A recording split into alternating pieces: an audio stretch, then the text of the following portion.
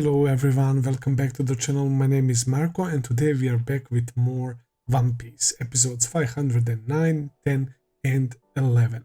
Last time around we saw the Straw Hats getting the news about Luffy and about Ace's death, man, and everyone's reactions were so emotional. It was really tough to see all of them being shocked and crying, unable to help their captain, and we know how many things Luffy did for them. They certainly feel very bad, but it is what it is. They just weren't there, man. And everyone is immediately rushing back into Sabaody, and that was Luffy's intention as well, until Rayleigh proposed a suggestion to Luffy that we didn't get to hear, but with the lines they dropped, it's pretty safe to assume it's some way to make Luffy stronger, and it's some sort of training perhaps, because Rayleigh said that he needs to reunite with his group, but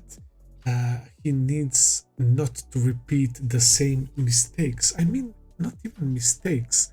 He said you don't want to suffer the same fate as on Sabaody anymore, so that kinda implied to me that he intends to make Luffy stronger, and this would be the perfect opportunity for us to get deeper into Haki and to learn more what it is. And I really hope that's the case, because it looks like Rayleigh can control it really on a high level, man, considering what he did on Sabaody, right, knocking everyone out and not Luffy and his crew. I think they did say also that it depends on the will, right, of those people. So it could be that Straw Hats just had enough willpower to withstand that Haki attack, right? The Conqueror's Haki. So yeah, I think this is the perfect opportunity for that. But everyone is trying to reach Luffy. Usopp was crying, saying that when your friends is suffering, you need to be by their side. Nami was also crying, wanting to go back. My boy Zoro is in total disbelief, man, after he got the news. And Zoro got news delivered not by those birds, man, who are carrying newspapers, man, by Mihawk, the warlord, Dracul Mihawk, the guy who people in the comments said is one of the strongest warlords and that he's on pair like with admirals and such, man, which is certainly very believable, because after all he is the strongest swordsman in the world. And we saw Chopper making peace between those birds and the tribe. That was nice as well. Sanji got the news. Frankie lost his shit as well. Freaking Frankie. He blew up Vegapunk's lab, man. I wonder if he's gonna be like specifically targeted by the world government or Navy right now. And Frankie already had beef with world government. We all remember the stuff with Tom and with Spandam, and he even burned the blueprints, right? So yeah, Frankie is in trouble, but it was so hilarious, man. It's such a Frankie thing to do, and the event is gonna be like famous, like, what did they say, like Baltimore's nightmare or whatever. That was pretty hilarious, man. So yeah, I'm really curious what will happen and what is that goddamn suggestion.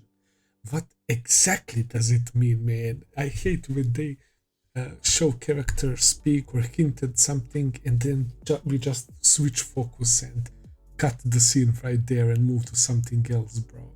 Also, apparently there is another man who is appreciated by the girls from Amazon Lily, Rayleigh. So he helped them after they got rescued by that fisherman, right? Fisher Tiger. He's the one who freed all the slaves. He was freeing his fellow fishermen, right? But even though he didn't rock with humans, he freed all the slaves, right? So I guess Rayleigh helped after that.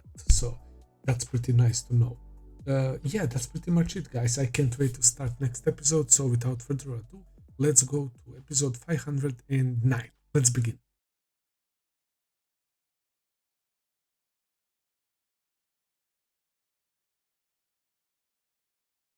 All right, guys, really interesting set of episodes. With the things going on right now, it definitely feels like all the straw hats could potentially stay and train to become stronger. So I really do wonder if Luffy sent them a secret message with that tattoo, or is it everything combined? The 16 bells uh, and the tattoo. I doubt like the paying respects counts, but who knows, man?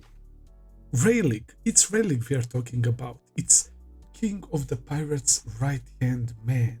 So I'm sure that he knows what he's doing, and it definitely has to be a secret message to the Straw Hats, man.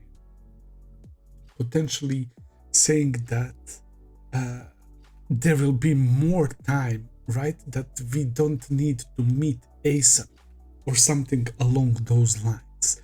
I don't get why would it be something else, right? It doesn't make sense if we try to connect that with Rayleigh saying you don't want the events of Sabaody to happen and that you lose your crew again. So that's the only thing coming to my mind. The interesting thing was also Kobe having haki powers, so him hearing people and voices and all of that is counting as haki as well. And I was comparing that to that little girl from Skypiea. So does she has haki as well? And we also remember those guys who used like their predicting the moves stuff, right? And we also saw Boa sisters do the same. So could it be that we actually faced haki users in Skype, man, and that we didn't know jack shit about that, man? That's very interesting. My boy Dragon looks like a fucking villain, man, with that tattoo and that mean face and his voice. But he's literally leading the revolutionary army who are trying to change the world for the better, and it makes sense that they would love Robin, the survivor of O'Hara, the island that has been through genocide, right? And she's the only survivor, and no wonder that revolutionary would want her alive, because she could reveal the truth of the world. If we put all the poneglyphs together to get that real poneglyph, right? That's telling the history, the Void Century. We didn't get to hear the name of that island that Professor Clover was about to say, or he did say to Five Elder Stars during a few moments before his death, right? And he got shot, and we didn't get to hear it, man. Like, we can't forget about those biggest mysteries and how are those people with D tied to everything. They keep mentioning that. Even that guy from Five Elder Stars mentioned the D's right now. It's so interesting. The story of One Piece has so much to offer. These people in New World call Grand Line paradise, and everything that happened in the series thus far has been on the Grand Line, man, which goes to show you how fucking insane New World is. And we see that with other supernovas and what they're going through right now. Capone Beje got sucked in by some weird, like, stone ship, or as I said, maybe it's like an island like Skype in the sky, and it's like having some gravitational pull, pulling things from below, because it looks like it has something below, like legs. That's why I thought at first it might be like a ship or something. Maybe it just pulled that shit as well from the sea. And Basil Hawkins taking out that brown beard.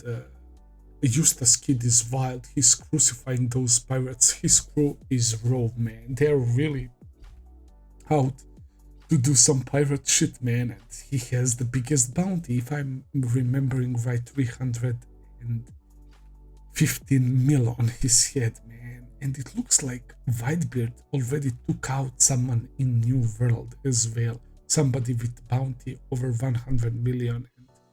And I am not surprised with whatever Blackbeard does in the future, because he's just too much. He got the crew of literally of the worst pirates who are very strong, who survived the battle royal of Impel Down level 6.